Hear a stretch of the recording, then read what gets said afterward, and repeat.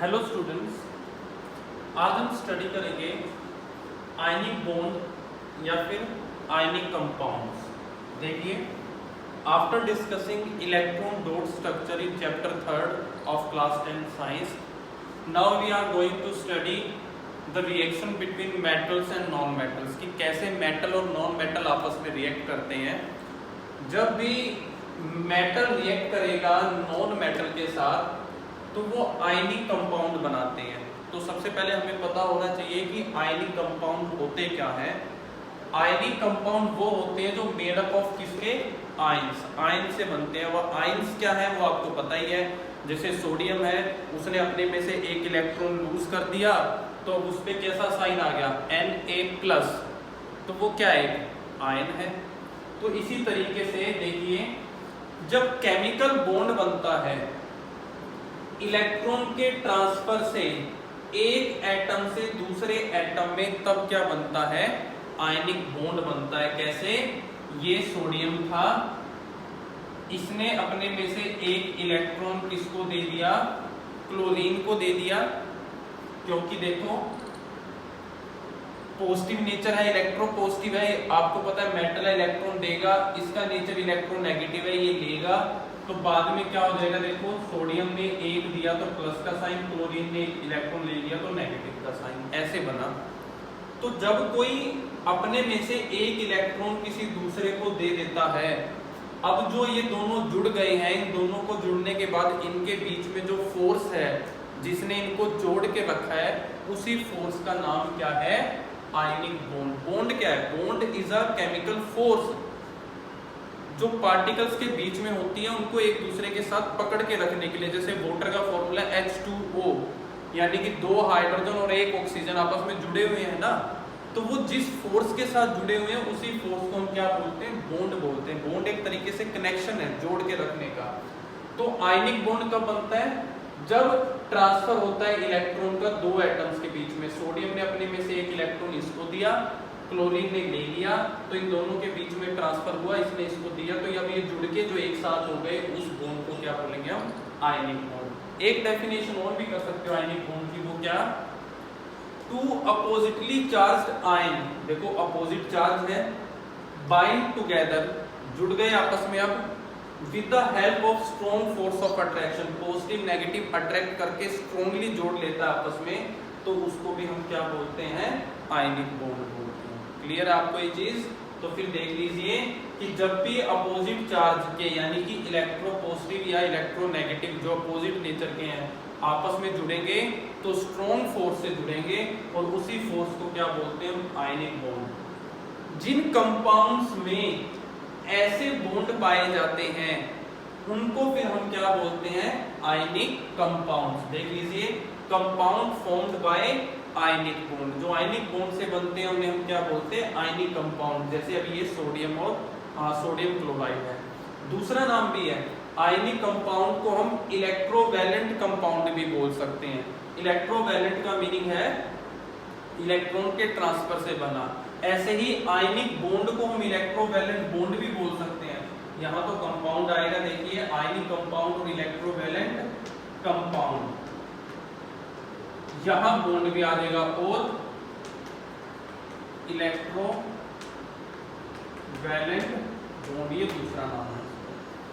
आगे बात आपको समझ में रिपीट कर लेते हैं। देखिए, जो केमिकल बॉन्ड बनता है दो एटम्स के बीच में, जब वो इलेक्ट्रॉन ट्रांसफर कर देते हैं तो उसको बोलते हैं आयनिक बॉन्ड या इलेक्ट्रोवैलेंट बॉन्ड। या फिर दो अपोजिट चार्ज आयन जब स्ट्रॉन्गली फोर्स ऑफ अट्रैक्शन से जुड़ जाए तो उस बॉन्ड को आयनिक बॉन्ड बोलते हैं। जिन कंपाउंड में आयनिक बॉन्ड होता है उन्हें आयनिक कंपाउंड बोलते हैं। और आयनिक कंपाउंड कब बनते हैं, जब मेटल रिएक्ट करती है नॉन मेटल्स के साथ, क्योंकि उनमें क्या होते हैं, आयंस होते हैं। जब वो इलेक्ट्रॉन लूज कर देते हैं या इलेक्ट्रॉन गेन कर लेते हैं तो वो क्या बना लेते हैं, आयंस बना लेते हैं। ये है हमारे पास आयनिक कंपाउंड्स। अब इनकी प्रॉपर्टी हम रीड करेंगे कि क्या क्या प्रॉपर्टी है। पहली प्रॉपर्टी देखिए आयनिक कंपाउंड्स की, फर्स्ट प्रॉपर्टी आती है आपके पास physical state.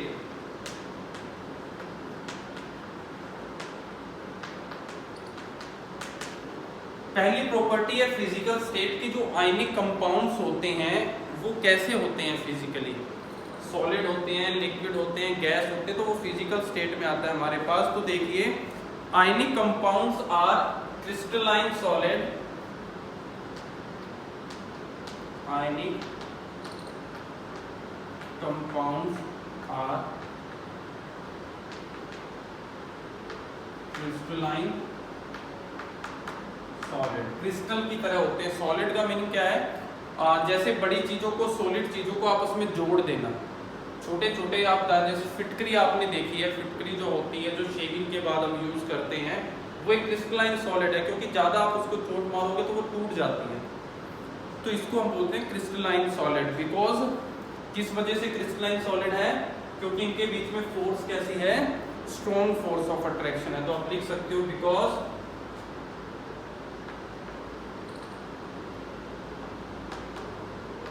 Strong force of attraction between, किसके बीच में, पॉजिटिव आयन और negative ion, between positive and negative ion, इनके बीच में स्ट्रॉन्ग फोर्स होती है, इसलिए होते हैं। दूसरी चीज जो आपको याद रखनी है वो ये कि ये ब्रिटल होते हैं नेचर में। देखो सॉलिड भी होते हैं लेकिन ब्रिटल होते हैं, अगर आपने इन पे चोट मारी तो ये पीसीस में टूट जाते हैं। तो ये आपको याद रखनी है मेन चीज कि ionic compounds are brittle in nature,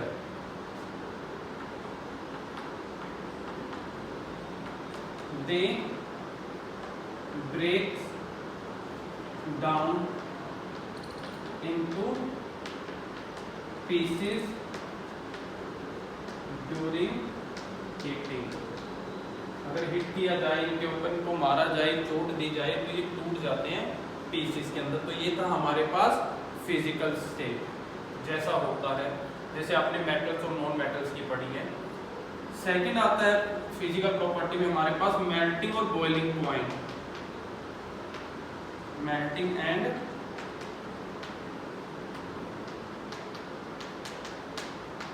boiling point.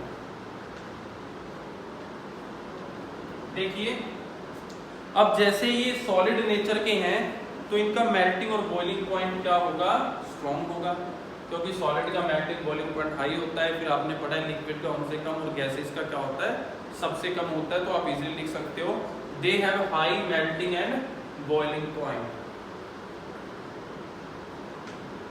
They have high melting point and boiling point. Reason अगर पूछे तो वही रीजन है, क्यों, क्योंकि स्ट्रॉन्ग फोर्स ऑफ अट्रैक्शन से ये जुड़े हुए हैं। तो इसी वजह से लार्ज एनर्जी चाहिए इनको अलग करने के लिए। तो हम लिख भी सकते हैं यहाँ पर ब्रैकेट में, large energy is required to break the bond. Bond को तोड़ने के लिए लार्ज एनर्जी चाहिए, क्यों, क्योंकि बहुत स्ट्रॉन्ग फोर्स से बॉन्ड बना हुआ है। जितना स्ट्रॉन्गली जुड़ा हुआ है उतनी ज्यादा फोर्स लगानी पड़ेगी अलग करने के लिए। जितना वीकली जुड़ा होगा उतना इजीली क्या हो जाता है, ये अलग हो जाता है। जैसे अगर हम बात करें, एग्जांपल आपने लिया था NaCl का, तो जो मेल्टिंग पॉइंट होगा NaCl का उसको लिख लेते हैं एग्जांपल के तौर पे, melting point of NaCl is 800 degree Celsius and boiling point is, और उसका बॉइलिंग पॉइंट है वो कितना होगा, 14-13 डिग्री सेल्सियस। तो देख लीजिए मेल्टिंग बॉइलिंग पॉइंट दोनों ही हाई हैं, किसके लिए, आयनिक कंपाउंड के लिए, सोडियम क्लोराइड जो आपने दिया। नेक्स्ट हमारे पास जो प्रॉपर्टी है इसकी दो और प्रॉपर्टी है, देख लीजिए।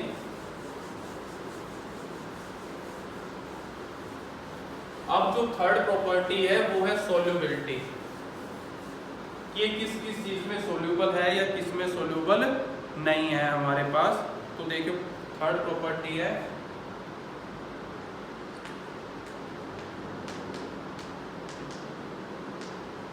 सोल्यूबिलिटी। तो आयनिक कंपाउंड जो है वो वाटर में ही सॉल्युबल होते हैं बस। वाटर के अलावा अगर आप दूसरे इनऑर्गेनिक सॉल्वेंट लोगे, जैसे कि कैरोसिन ले लिया आपने या अल्कोहल ले लिया, तो उनमें जो है ऑर्गेनिक सॉल्वेंट जो होंगे, ऑर्गेनिक कैटेगरी में आते हैं ये, तो उनमें ये डिसॉल्व नहीं होगा। देख लीजिए, they are soluble in water, they are soluble in water and insoluble in organic solvent like alcohol, kerosene oil etc. Kerosene oil हो गया, अल्कोहल हो गया, उनमें ये इनसोल्यूबल होगा, बाकी सब में क्या होगा, सोल्यूबल होगा। ठीक है, ऐसा क्यों? क्योंकि पानी का जो होता है, पानी के अंदर एक अलग प्रॉपर्टी होती है जिसे डाइलेक्ट्रिक बोलते हैं। फर्दर हायर क्लास में आप पढ़ोगे, वो इतनी स्ट्रॉन्ग होती है कि जैसे ही कोई चीज पानी के अंदर मिलती है तो पानी उसके अंदर की फोर्स को तोड़ देता है, यानी कि क्या कर देता है, हाई एनर्जी लगा के उसके बॉन्ड को तोड़ देता है। और जैसे ही तोड़ देंगे यानी कि वो डिसोसिएट हो गया, अलग अलग हो गया, तो फिर पानी में घुलना क्या हो गया, शुरू हो गया। लेकिन ये जो सॉल्वेंट्स हैं हमारे पास, इनके पास वो प्रॉपर्टी नहीं है। जब इनमें किसी स्ट्रॉन्ग फोर्स ऑफ अट्रैक्शन वाले आयनिक बॉन्ड को हम डालते हैं तो ये उसके बॉन्ड को नहीं तोड़ पाते, जिसकी वजह से वो उसके अंदर जो है वो नहीं घुल पाते, नहीं डिसॉल्व हो पाते। ये रीजन है मेन जो है। लास्ट है कंडक्शन ऑफ इलेक्ट्रिसिटी या फिर इलेक्ट्रिकल कंडक्टिविटी। इलेक्ट्रिकल कंडक्टिविटी, इसका मीनिंग है कि क्या ये अपने में से इलेक्ट्रिसिटी पास होने देते हैं, क्या ये गुड कंडक्टर हैं या ये बैड कंडक्टर है। तो आंसर इज कि ये गुड कंडक्टर है, लेकिन कंडीशन है क्या, कि सॉलिड फॉर्म में नहीं है। क्योंकि सॉलिड फॉर्म में तो इनके बॉन्ड इतने स्ट्रॉन्ग है कि इनमें फ्री नहीं है कोई आयन मूव करने के लिए, और जब तक आयन फ्री नहीं होंगे तो इलेक्ट्रिसिटी फ्लो नहीं होगी। आपने पढ़ा इलेक्ट्रिसिटी क्या है, फ्लो ऑफ आयंस है। तो सॉलिड में तो ये बहुत स्ट्रॉन्गली आयंस आपस में जुड़े हुए हैं। जैसे ही थोड़ा सा आपने इनको मेल्टिंग पॉइंट के ऊपर गर्म किया तो सॉलिडनेस कम होनी शुरू हुई, मोल्टन फॉर्म में आने ये शुरू हुए। तो उस मोल्टन फॉर्म में ये क्या है, गुड कंडक्टर है, क्योंकि तब आयंस अलग होने शुरू हो जाते हैं और आयन जो है वो करंट को लेके आगे जाते हैं, करंट के लिए फ्लो करते हैं आगे अपने ऊपर चार्ज लेकर। तो देख लीजिए क्या लिखेंगे इसमें, ionic compounds are, ionic compounds are good conductor of electricity but only in, किसमें, molten state, but only in molten state या फिर एक्वस फॉर्म, जब वो एक्वस फॉर्म में होते हैं, सॉल्यूशन की फॉर्म में होते हैं। सॉलिड स्टेट में ऐसा नहीं पॉसिबल होगा हमारे पास। उसका रीजन मैंने आपको बता दिया, क्योंकि सॉलिड स्टेट में आयंस फ्री नहीं है मूव करने के लिए। तो ये था हमारे पास आयनिक कंपाउंड्स और आयनिक बॉन्ड। डिटेल में हमने इसको स्टडी किया है, तो आपने इसको कर लेना है अच्छे से। ये चीज़ करनी है, बहुत इंपॉर्टेंट टॉपिक्स हैं जो हम डिस्कस कर रहे हैं।